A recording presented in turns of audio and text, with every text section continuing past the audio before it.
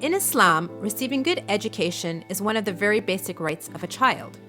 Parents always put in their best efforts towards ensuring a child's successful academic future and towards fulfilling their Islamic responsibility.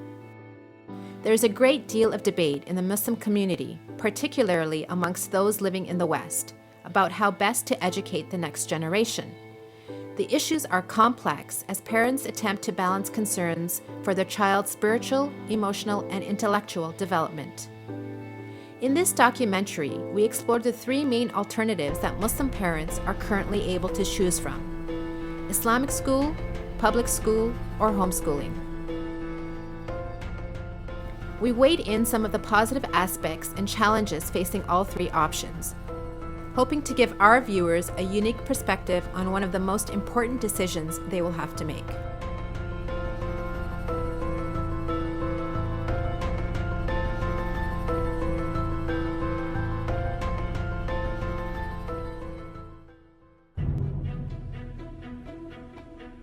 What type of schooling is best for my kids? Public schools tend to have high educational standards where critical thinking and student growth are the priority. Islamic schools are another option, but are they a comparative alternative for the future generation? We visited the Asadik Islamic School in Toronto that recently celebrated its 20th anniversary. My name is Marcello D'Agostino, and I am an educator. I've been an educator for 38 years now. I've been working in mostly the Toronto Catholic District School Board for 37 of those years. This is my first year at Asadik, and I'm very pleased and happy to be here. What we do at our school is we provide the Ontario curriculum, but within the Islamic faith and the Islamic values. So we do not subtract any of the Ontario curriculum, but we do add the Islamic way of life. So we begin our morning with morning assemblies and prayer. We will stop in the middle of the day for salat for the students to go and pray. We also provide religious instruction in both Islamic studies and the teaching of the Quran and Arabic studies. So all of those are part of the school day for the child. So not only will they be doing their mathematics, their language, their science, but they will also be learning Islamic studies. They will be living the faith by practicing, by going and praying. So we integrate Islam and the Ontario curriculum. So we don't subtract anything, we just add to it. Faith schools generally perform really well academically. Our experience here at Asadik Islamic School is demonstrated, in fact, with statistics. In fact, there is a national organization called the Fraser Institute who they evaluate all the schools across the nation. And recently, in Ontario, which is the province where we're in, we ranked among the top 1% of schools, and there's over 3,000 schools. We were among the top 1%. Fortunately, we had the opportunity to attend and watch the science fair competition that was taking place at the Asadik Islamic School. At the event, we met with Brother Asif Kazmi, a physician and pediatrician in the community, who has been judging student projects at the science fair for the past 7 years. Alhamdulillah, the faith-based system that we have, and I think faith-based schools across the board do very well in science fairs, certainly in the Islamic environment, because Islam very much promotes critical thinking, rational thought. It's a religion of reason, really. And so the children are taught that from a very young age. As they get older, the parents and the teachers work with them to show them, the mechanics of the universe. The mechanics imply a mechanist. So that all meshes very well together. As a result, by the time the science fair occurs, which we start from grade 5 onwards, they're very well versed in the scientific method. Then we just have to polish it by showing them the method of hypothesis, proving that. So overall, although there are no hard statistics as to how faith-based schools do versus secular, and also within any statistics that are available are more overall faith-related. So that includes, Jewish schools, Christian schools, Muslim schools. I'm not sure that that's necessarily a fair comparison because each faith has its own approach to science, but certainly the Muslim science schools do very well. Consideration that many parents, including myself, have when deciding whether to send a faith-based school is, it's always a bit of a tricky decision because there's a dilemma between You want to give your child the best of this world, and we're encouraged to do that religiously as well. There's no harm in availing the best of this world. On the other hand, we don't want them to be damaged by the processes that are sometimes occurring in the public system. So this is always a tricky question. Many parents like myself who choose to send their kids to a Sadiq specifically, but really any faith-based school that is notable, and many of them are in this area across the world, there's really no lack. Because religion, faith doesn't really subtract from your education. It's not a matter of you're taking something out to fit it in. Faith just layers in right on top of that. My name is Ahlulbayt. I'm a physician by training, and I'm also a scientist. So I work in a major teaching hospital downtown here in Toronto, and I do research in cancer in older adults, and I also do clinical work. I'm a physician and I specialize in geriatric medicine. So I tend to look after the complex and frail older adult population. So I have judged both faith-based schools and non-faith-based schools, but the difference is that when I judge non-faith-based schools, I actually judge at the university level.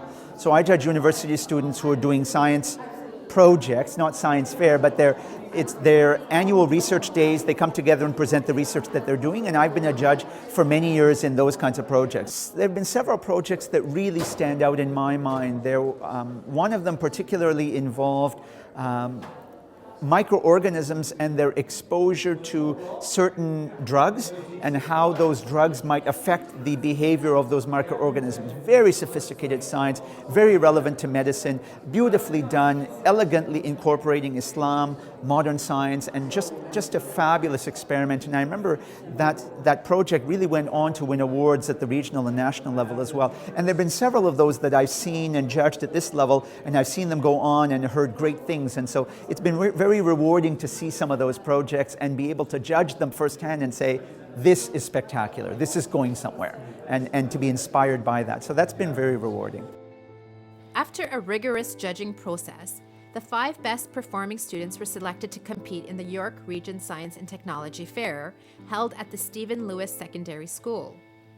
This was an opportunity for the students to showcase their talents as well as compete with 100 other students coming from the public, Catholic, and private schools in the York region.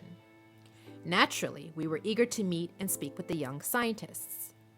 Well, I'm very proud of the students here at the Sadiq School. We have 5 participants, and inshallah, in the previous year we've had several winners. So this year, inshallah, we hope also to have some winners with the barakah of Allah and Ahlulbayt alayhimus salam. Faith-based schools can excel academically and religiously. Some people have the perception or the misconception that faith-based schools are mostly religious and they can do well academically. Sadiq Islamic school disproves this theory or this perspective. You can see around you here, we have people from various backgrounds and lots of schools. When they walk around and they see a Sadiq Islamic school, then it's important for them to realize that just that name, As-Sadiq Islamic School, we can compete, we can be there, and sometimes, as Imam As-Sadiq alayhi salam says, you can invite people to us not through your tongue, but rather through your actions. And this is one of the ways we can actually invite people to As-Sadiq alayhi salam, through our actions by being good at what we do and excelling in science. My name is Yasin Abbas, and I'm a grade 7 student from Sadiq Islamic School. And this is the first time my project has made it to York region, and I'll be presenting tomorrow. And the title of my project is Mouthwash, Oral Health or Hazard. In the experiment, I compared the detrimental effects of a hydrogen peroxide mouthwash on the oral cavity cells of diabetics and non-diabetics. At Sadiq, the only one comment that I got from my judges was to just be a lot more comfortable in my experiment and just show that I'm calm. And from that feedback, I basically tried to rehearse a lot more so I'm more comfortable with the content that I'm talking about. My name is Zara Jaffer and I'm from grade 7 in a Sadiq Islamic School. So my topic is the sweetest sweetener, and I got this by just researching topics, and I kind of just changed one about sugar, and this is my first time at York Region. I feel very proud that I'm here as an Sadiq student because it is an Islamic school and not normally Muslims come to these kind of events, so I feel like we can show them that Muslims can do this as well, and I'm just very happy that I can be here today.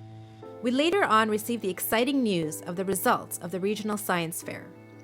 3 of the students from Sadiq Islamic School were winners at this year's competition, collecting 2 silver and 1 bronze medals. Homeschooling is becoming a very popular choice for parents in faith-based communities, especially within Muslim communities. To find out why, we decided to dig a little deeper and learn more about homeschooling and its benefits. My name is Yusuf Ali, and I have been going to public school for 4 years. Homeschool is like they have a homeschool in their house, so they just get out of bed, brush their teeth, have breakfast, get ready, and then they go downstairs to their basement. It's an easy life like that. Yusuf Ali's entertaining thoughts enlightened our views on the homeschooling process. But to study homeschooling from the perspective of the educators, we spoke with Bilkis Quick, one of the founders of the Toronto Muslim Homeschoolers. Some of the things that a parent should ask themselves before they start homeschooling is whether or not they feel like they can find the time. And I say feel like they can find the time because you never know what it's like until you actually start doing it. It's basically you taking your children's education into your own hands. That doesn't mean that you have to do the teaching yourself. So there is a lot of outsourcing. There's a lot of curriculum out there that you're able to bring into your home to teach your child where you're actually not doing the teaching. You know, we do come from societies or cultures that, you know, really the school, sending your child to school, sending your child to an institution is the better way and is the only way of your child actually, you know, gaining knowledge and making it through life. So to reverse that now, when you're in a society where school is, you know, free and it's available for your child, to now reverse and decide to bring your child home, it's very, you know, daunting on, like, you know, the older generation and the extended family. A lot of times they have a hard time really accepting that. Public schools are usually well funded by the government, allowing teachers to receive proper training, have easier access to professional development courses, and be well equipped with modern teaching methods. Without the same source of funding, how does homeschooling manage to provide a strong academic foundation? What happens when a parent is not able to cater to their child's interest in a specific subject? I remember myself when my eldest got to grade 6, we were going through grade 6 math, and near the end, I thought to myself, I don't think I can go any further in math than this, because I had forgotten a lot of the math concepts. And I said to myself, I could actually relearn it, or I can get him a tutor. And then I decided I don't want to relearn it, because I don't really, you know, I'm not really into math. So I actually got him a tutor for grade 7. When a child is interested in a certain subject or a certain field, and the parents don't have access or don't know that certain subject, they usually have to do a lot of research to find someone or some kind of institution or another to put their child into for that particular subject. So there's a lot of parents who are trying to find mentors for their children. Like a person who is in a certain field, has graduated and is working in a certain field, they're able to, you know, take their child and have them mentored by this person. It is something that's a little bit difficult for the parents to do, but it's something that they really have to try hard to do, and a lot of homeschool parents really put an effort into that. I don't think there is a need for assessing the parents' ability to homeschool. I think there's a misconception sometimes that there are homeschool families that, you know, may neglect or abuse their children, and then the child's education is left aside, you know, while they're homeschooling. That is maybe, you know, 0.1% of homeschoolers. Homeschoolers tend to be, if you want, overzealous about their children's education and really focus on it. So there isn't really an issue of an assessment. One of the major challenges Muslim parents face in having their children attend public schools is being aware of the social changes that their child is exposed to. Being brought up with Islamic principle and discipline, social issues like gangs, promiscuity, peer pressure, and drug abuse apparent in the public schools cause a concern for Muslim parents. Are we prepared for our youth to become a part of schools with such social pressures? Have we done enough towards educating them with their faith and strengthening their Islamic spirit in order for them to remain steadfast in the face of such issues? My name is Amber Barwani, and I am 14 years old, and I have 2 older sisters and 1 younger brother, and for 10 years, so for all of elementary school, I went to a public school, and recently I switched to a Catholic school for high school. Listen to music and dance and everything, having dating and all the things like being skinny and pretty and stuff. I didn't want, that wasn't my goal in life. My goal was to be smart and educated. So that was like the most part they didn't like. In this environment, it was very tough for me because there was a lot of peer pressure and people were dating all the time, and everybody else around me, they were doing it, and it made me question myself and who I was, because they were questioning who I was. So that brought up a lot of thoughts about myself, and that made me question a lot of my own morals and why I was doing this. But that also, it made me stronger, because in questioning that, I realized that what I was doing in the long run, that'll be better for me. So it was hard at first, but then it made me realize who I am and why I've made these decisions. The recent update of the Ontario sexual education curriculum in the public schools has created outrage amongst Muslim and non-Muslim parents alike. Concerned parents wrote numerous letters, signed various petitions, and organized long protests to express their opinions. Many even pulled their child out of school to oppose the newly imposed curriculum. The controversial new curriculum is scheduled to be implemented in public schools starting this coming September.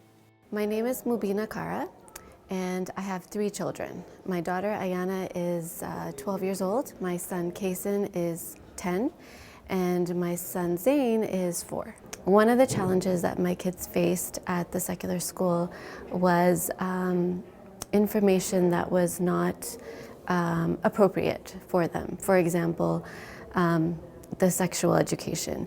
I found that they were being introduced to certain topics that were it was too early for them to understand and to be exposed to those topics. So that was one of the big challenges that we faced.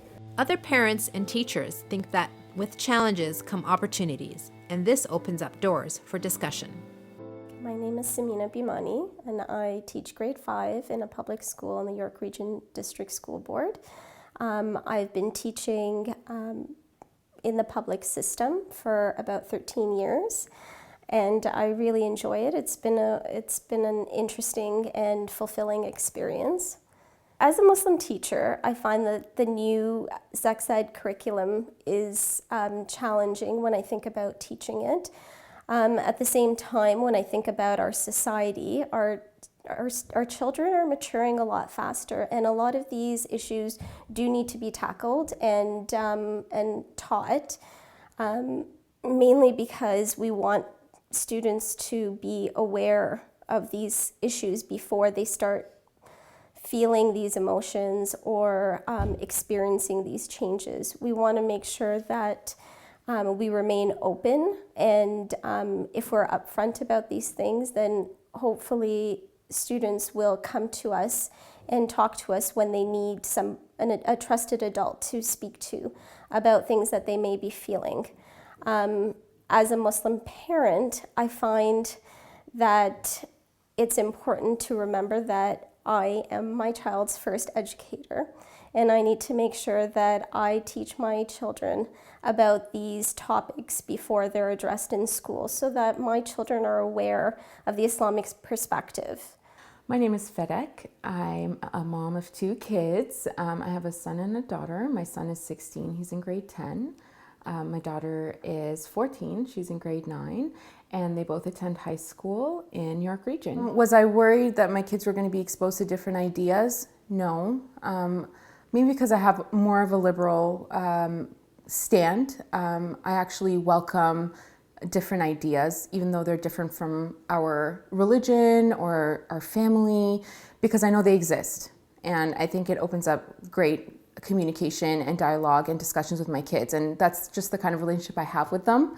I do believe that just being in public school is a smaller version of the real society. Okay, so facing those challenges early on, having your children aware that those challenges exist, different ideas exist, different people exist, religions, ethnicities, what have you.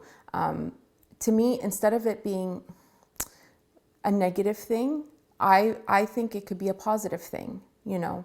I think it also builds a foundation for your children to be aware, to have self-awareness, to reflect, to be more tolerant, you know. So I think, yeah, it builds a good foundation for my kids to experience those things early on. I think it's a positive thing. My name is Farhana Das Mohammed. I have 2 kids, and they go to public school. And I'm actually in education, but not in, the school education, more in the corporate education. I think what's really interesting in today's world is that whole discussion has been kind of preempted. So I think that kids in today's day and age are way more aware of that topic than we ever were, or that our parents ever were. So they have, based on the media and some of that, where it comes in from a television perspective, or from books, or from even what you see just walking down the street or going to a mall, the awareness is there. So I think it's less about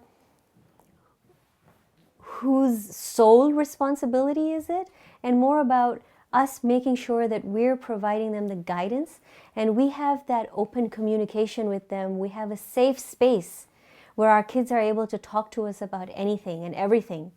Because the only way that we'll be able to really help is if they can come to us with any situation that they're coming across. And we can talk about it from an Islamic perspective and from our family perspective, as opposed to if they were too scared to come and talk about certain things, then we would never know what's going on.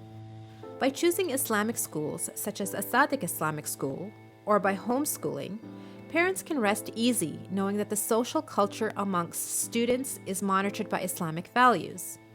Parents therefore have the opportunity to take this protective measure and work alongside teachers to inculcate in their child suitable Islamic morals and ethics. These learning environments act as an extension of the disciplined practice in Islamic households and upbringing. Well, you take a simple thing as, understanding about our Ahlulbayt, right? And this was one of the reasons I sent my son here, is I had brought him, when he was in his JK year, I had brought him to the Ashura program. And because, Sadiq has a Ashura program. So I had brought him to that, and the types of questions he was asking me, I was like, wow, and I want my child to learn who the Ahlulbayt is, right? I want my child to love the Ahlulbayt, to love Allah. And that's what I try to instill in him at home. And if that's reinforced at school, it's a win-win. One thing I usually emphasize to some of the students here when I go to the classrooms and teach is what I call the what plus why equals how. And what I mean by this is a lot of times we just talk about what. What here could be Eid al-Ghadir. Okay. Eid al-Ghadir is a very important occasion. Okay. But why? So if you talk and you ask a lot of youths in Western country, even in Eastern countries. Do you know Eid al-Ghadir? Some of them will say, yes, I do, of course, that's when the Prophet chose Imam Ali alayhi salam and appointed him officially as the successor, the Khalifa of the Muslims after him. So they know the what, okay? And that's some of them, of course. But when you ask the some, well, why is that important? There's no answer. For me, as a youth living in European, North American, Australian country in the 21st century, why does it matter? How would my life be changed if I did not know about Eid al-Ghadir? Okay. And that's the why component, which is very important, because if this youth does not understand why Eid al-Ghadir is important, then he'll be disengaged. It will become just a ritual. I come every year, I celebrate it and go. And then we work on making them understand the why. Okay. And once they understand the why, then it equals the how. How can I implement what I just learned about the what and the why into my life? When thinking about the education costs, the fees at each learning institution vary significantly. Approximately 1.4 million students attend Ontario's 4,000 publicly funded elementary schools. Is any funding available for the Islamic schools? No, there is not. For this reason, we were curious to find out how different homeschooling costs would be. The moms at home, usually the family becomes a one-income family. And, that's something that, again, the family or the parents have to decide. Usually the family deals with that by living a lifestyle of a one-income family. They usually reduce their budget, live, within their means, hopefully, and just deal with the fact of, it's just the dad bringing in the money. Sometimes the families start a business on the side. The mother will start a business. There's a whole host of curriculums and kits and activities out there for homeschoolers that do cost quite a lot. And it's for, it's up to that family to decide what is in their budget and what they can afford. And there's a lot of things that can be made. There's a lot of free printables online and, a lot of activities that can be made for free. So these are the types of things that the homeschooling family will do to be able to live within, their means. And as well, when you're sending your kids to school, there's so many other things that you need to purchase for your children to keep up to the latest fashion, the clothes and this kind of thing. But, there's a joke about homeschool children being in their pajamas all day. Sometimes that's actually true. So there goes, that's the clothes right there, right? You don't have to purchase so much clothes for your children because they're not necessarily using them all the time. But homeschool families do make it work with one income. One of the problems with having to pay so much money for faith schools is the unfortunate fact that our government doesn't fund public faith-based schools. And it's a bit unfair. It's actually quite unfair because the Canadian school system does fund Catholic schools, but they're unwilling to fund Islamic schools or Sikh schools, Jewish schools. Steps are being taken to ensure that the government does the right thing, and I have faith in the system because it's a fair system, and they make sure that our money is being allocated in the correct way and according to what we citizens want. But it's important that we speak up because we are a part of this society, and when we don't like something or we really want something, we should speak up and use our voices because we are paying money into this system. There is, however, a possible issue when choosing to homeschool children or having them attend Islamic schools. And that is that perhaps these children are too sheltered from the modern social culture, resulting in an insular experience that may be more harmful than beneficial in developing their social skills and strengthening their Islamic belief. Is this a valid concern? The question is, do faith-based schools are fighting for survival because they feel segregated or they feel that the rest of society. We certainly don't feel that. I can't speak for other schools, I don't know, but we certainly don't feel that here at Asadik. As you can see, I'm a non-Muslim. We participate with non-Muslim schools in interfaith experiences. We do sports and play games and so forth with other students. We are promoting ourselves. We believe we're not hiding, we're not segregating, we're actually taking part in Canadian society, and we're showing that we can compete both academically, in sports, and socially with the rest of society. So I don't see us running, I see us embracing Canadian culture. My name is Kaniz Amir and I have 3 kids. Both of them go to a faith-based school, a Sadiq Islamic school, and I have a daughter who's now in high school, and she's the oldest, and I'm a supply teacher at a Sadiq Islamic school as well. My daughter went to a Sadiq school since she was about 3.5 years old, and she started off with the Montessori program. And my main objective was for her to gain that Islamic foundation and be able to learn so much about Islam at such a young age. And it was really a great decision that we did make. As soon as she got to grade 5, that's when we moved her into a public system, particularly because we found that she had been in the school for such a long time, and she didn't know about the outside world. I mean, yes, we live in Canada where we're surrounded by so many diverse people, but the school is, almost like the child's universe as well, because that's where the child spends so much of their day. And then they come home and they see the same people all the time.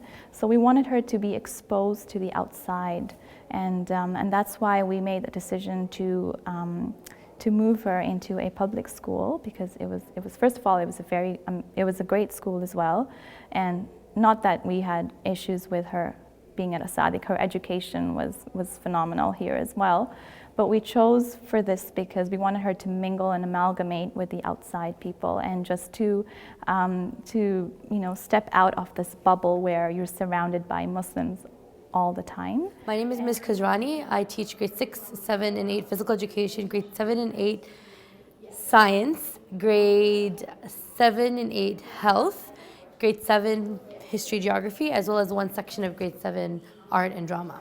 I think I don't see a problem with that.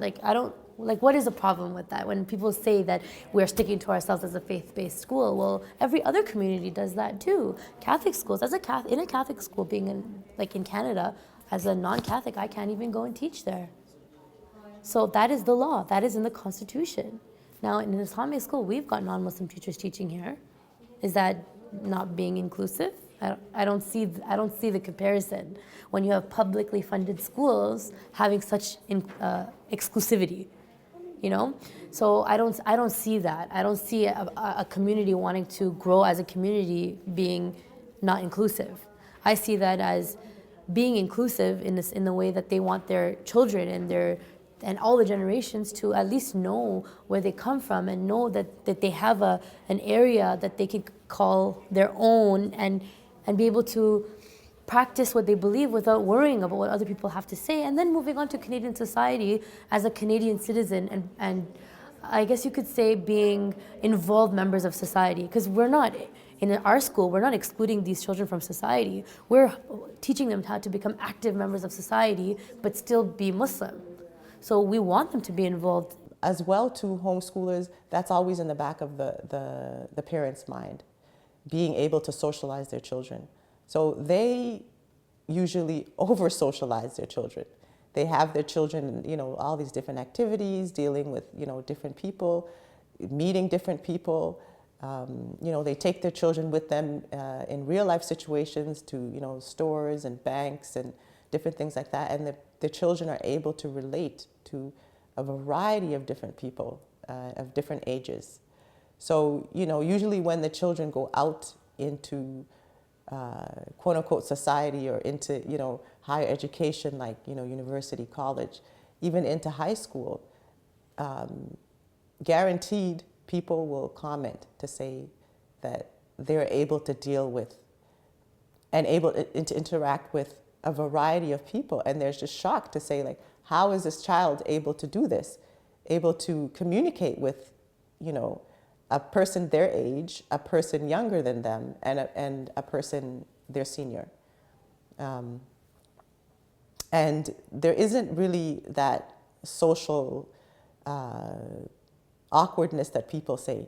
Yes, you know, it depends on the child's personality. They may, you know, take a little time to be able to feel out an environment with that many people around them, but they adapt very quickly. And usually the situation is positive and even very beneficial to the other people around them because they're able to include everyone in whatever it is that they're doing. My name is Sakina Rashid. I live in Richmond Hill. I'm 16 years old. I have one younger sister, and currently I go to a Catholic high school in downtown. I was homeschooled for grade 7 and 8, but in grade 8 I'd work at because my dad has his own company, so I'd work at his office from 9 to 12. Like, I was an admin assistant, so I got some like work experience, and I like talked with his employees, and they told me about like school and how it was to find a job, so I got to talk to like real life people that I probably wouldn't have if I went to like a school. For sisters wanting to wear the hijab while studying at the public school, being different has a whole new meaning. The attempt to do so challenges public misconceptions about Islam from an earlier age. My name is Zia Das Muhammad, and I'm 10 years old. I go to a public school, and my experience at a public school has been really good so far. Also, my friends from school, like a bunch of them live near my house, so like we can play after school. I chose to wear hijab when I was 9 years old, and my experience was very well. Many people said I looked very good in it, and lots of people asked me questions that I was happy to answer. When my daughter wore hijab, someone thought that she was going to just wear it for the day because it was her birthday that day, you know, and they asked her that question and she was able to answer it. So I think that, you know, I would have never thought of that as a question or have someone think of that, but that's one of them. You know, another thing that I had when I was younger was when I started wearing hijab, and people who hadn't known me before that thought that I had no hair, you know, so that's something that you would never think about. And when you are out there walking on the street or doing your daily stuff, no one's going to come up and ask you these kinds of questions. Whereas when you're in school, your friends will be brave enough or have a relationship with you, and that they'll be comfortable to ask you these kinds of questions. So you start changing conceptions and misconceptions that people may have about Islam at an earlier stage, where you would not get that access that easily when you are in a faith-based school. Whichever path you choose for your child, one thing is common in all three options. Parents need to have a hands-on approach in their child's education. Education is first and foremost a parental responsibility, and developing an open communication with the child is key. Often we expect as parents that the school should handle this, the madrasa should handle this, but we have a role to play as well in our children's lives. In fact, we have a great role to play. And so we expect sometimes not too much, but we are actually having unrealistic expectations. Sometimes we think that if somebody's child is going to an Islamic school, that they're actually going to some kind of hawza and then come out completely indoctrinated and completely changed. But that's not the case. It's actually a very regular school environment, but there's a pause in the day for namaz, for salah. There's a pause in the day, whatever they're discussing, to think about what is the Islamic perspective in this. Let's step back and look at this differently. It is a family lifestyle, and it's a family decision, and it affects everyone in the family, regardless of whether, if you have some children that are homeschooled and some that are not, it's going to affect everybody, even if one child is homeschooled. So it needs to be a decision made by both parents and agreed upon by both parents. The home environment, in my opinion, is very important. And what school you send your kids to is secondary to that. What I do with my kids is that we'll make sure every couple days we'll just even sit at Tim Hortons, grab a coffee or a hot chocolate and just have a very organic conversation. And I would know how to ask them. I'd know what to say, what kind of day they had, what did they talk about with their friends. It is so important for a parent, to have a supportive environment at home and to have a good parent-child relationship with this, because it would be so hard going to school and having people bombard you with questions and having it just not wanting to be in that environment, and then coming home and having having no support, having no one to talk to about what you're going through. It would make it extremely hard. It would make you'd want to give up at some point, because there's nobody around you who understands or supports, or who sees what you're going through and wants to help. And I think it was so important for me having that environment at home, because I had my parents supporting me and my family, and I was able to go to mosque and go to madrasa, and I had all of these supports in place. So it wasn't so I had something to look forward to in a place that was comfortable for me, where I could talk about how I felt and how I had people who understood me and understood what I was going through and were willing to help me.